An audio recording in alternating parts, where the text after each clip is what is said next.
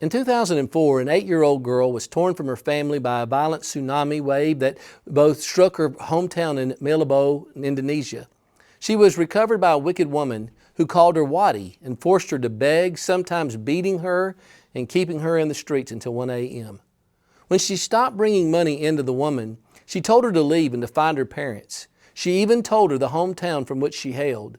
Now a teenager, Wadi had to draw on vague recollections to find her family.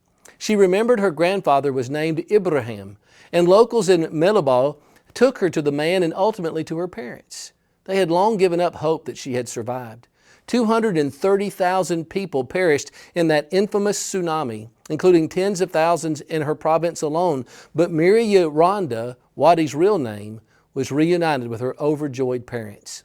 Such reunions are sadly rare, but they are thrilling when they occur.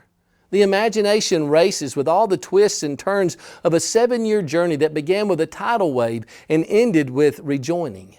That the girl would escape death and then survive an unhappy experience far from home is amazing enough.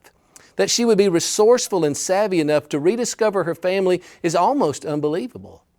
How it illustrates the terrible spiritual circumstance facing the vast majority of this world. Swept away and enslaved by sin, they find themselves in the cruel far country. Too often they never find their way to the Father. However, when they do search for Him, they find Him. It sets off a joyful celebration in the Father's house. The Father never ceases hoping and longing for the return of the wayward ones, but we must come back to Him.